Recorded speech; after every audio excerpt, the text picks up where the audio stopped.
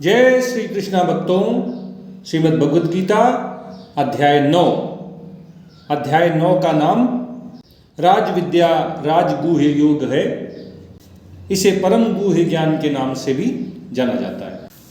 ओम श्री परमात्मने नमः। अथ नवमोऽध्यायः। श्री भगवानुवाच इदं तु ते गुह्यतमं प्रवक्ष्यामनसूयवे ज्ञानं विज्ञानसहितं यज्ज्ञात्वा मोक्ष्यसे शुभात्।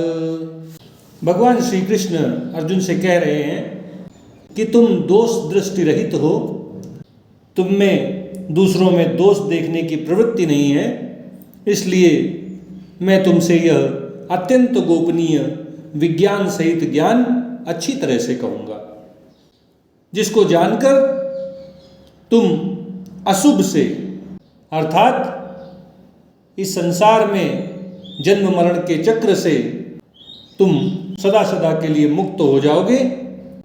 इस असत रूपी अशुभ से संबंध विच्छेद करके तुम मोक्ष को प्राप्त हो जाओगे। भगवान श्री कृष्ण ने श्रीमद् भगवद गीता के 7वें अध्याय में अर्जुन को ये आश्वासन दिया था कि वे उसे विज्ञान सहित ज्ञान प्रदान करेंगे, जिसको जानकर उसके लिए संसार में फिर आध्यात्मिक विषय के बारे में और कुछ भी जानना शेष नहीं रह जाएगा। भगवान के मुख से इस विज्ञान सहित ज्ञान का वर्णन सुनते सुनते अर्जुन के मन में 7 प्रश्न उठ खड़े हुए कि ब्रह्म क्या है, अध्यात्म क्या है, कर्म क्या है, अधिभूत क्या है, अधिदैव क्या है, अधियज्ञ क्या है, और प्रयाण काल में संयमित चित्त वाले व्यक्ति किस प्रकार भगवान को जान पाते हैं। इन सब का अर्जुन को विस्तार से उत्तर देने के बाद अब भगवान पुनः उसी विज्ञान सहित ज्ञान को विलक्षण रीति से साफ साफ शब्दों में एक बार फिर से अर्जुन को बता रहे हैं। इससे ये पता चलता है कि यह बड़ा ही गूढ़ ज्ञान है, बड़ा ही गोपनीय है, और इसीलिए भगवान इसको गुह्यतमम कह रहे हैं। ये इतना गोपनीय विषय है कि इस ज्ञान को राज विद्या के नाम से भी जाना जाता है, अर्थात ये सभी विद्याओं का राजा है, और इसे राजगुह्य के नाम से भी जाना जाता है, अर्थात ये सभी गुह्य विषयों का भी राजा है। और ये विषय क्या है? ये विषय है भगवान की महिमा, भगवान की अनन्य भक्ति, जिसका वर्णन इस अध्याय में किया जा रहा है। वही सब ज्ञानों में सबसे बड़ा ज्ञान है, सभी विद्याओं में सबसे बड़ी विद्या है, सभी गूह्य विषयों में सबसे ज़्यादा गूह्य विषय है, और ये सभी गोपनीय विषयों में सर्वाधिक गोपनीय है। तो ऐसी गोपनीय बात को सबको बताना तो उचित नहीं है। क्यों नहीं उचित है?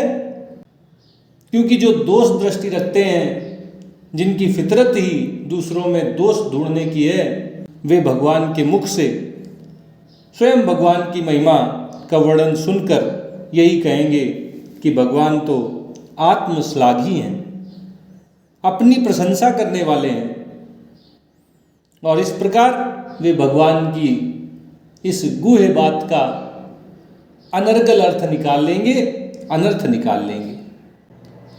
क्योंकि अर्जुन न केवल भगवान का मित्र है, भगवान का संबंधी है, बल्कि अब उसने भगवान की शरण ग्रहण कर ली है, भगवान को अपना गुरु स्वीकार कर लिया है, और इसलिए अब वह भगवान के प्रति ना तो ईर्ष्या रखता है और ना ही उसमें कोई दोष दृष्टि शेष रह गई है।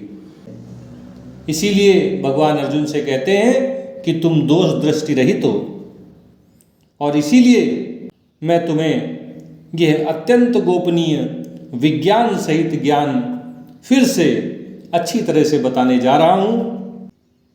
ये विज्ञान सहित ज्ञान जो अत्यंत गोपनीय है, मैं तुमसे विलक्षण रीति से साफ साफ शब्दों में कहूँगा। अब यहाँ जो ध्यान देने वाली बात है कि भगवान विज्ञान सहित ज्ञान कहने जा रहे हैं।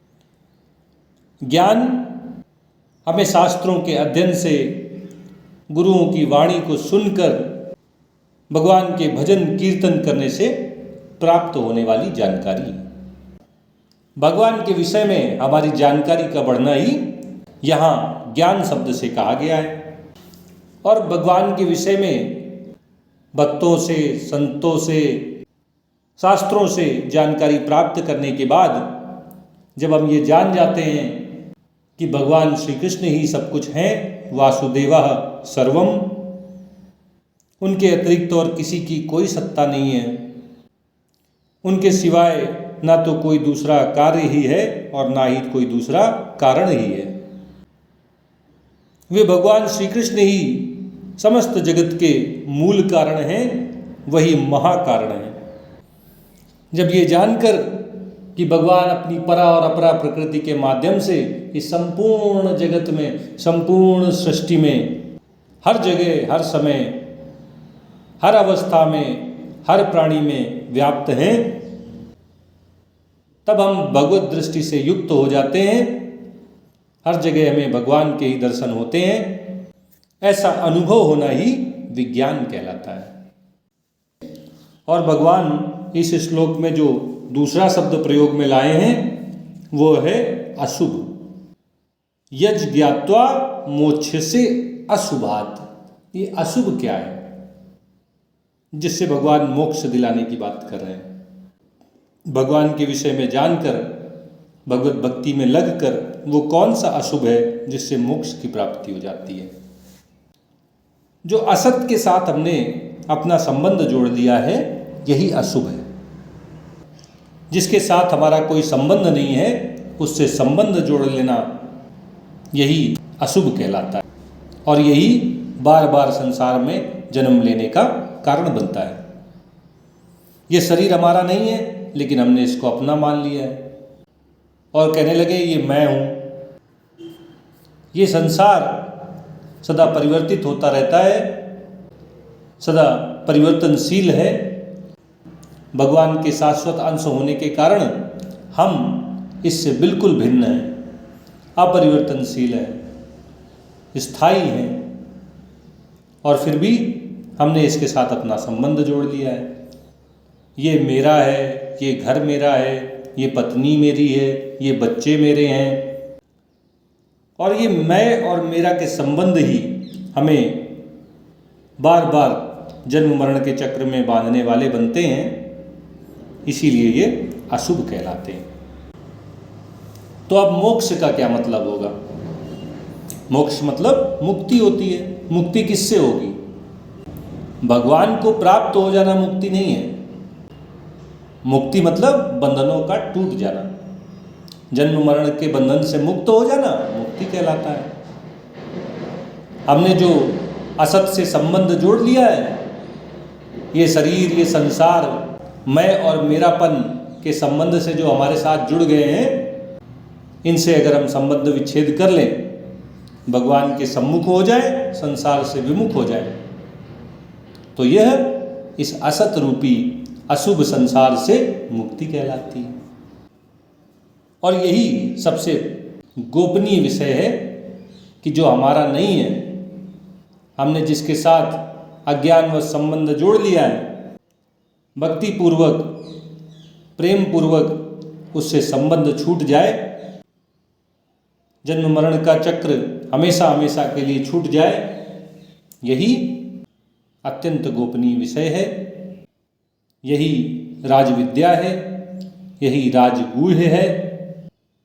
इसका ज्ञान हो जाना और इसका अनुभव हो जाना अनन्य भक्ति से ही संभव है।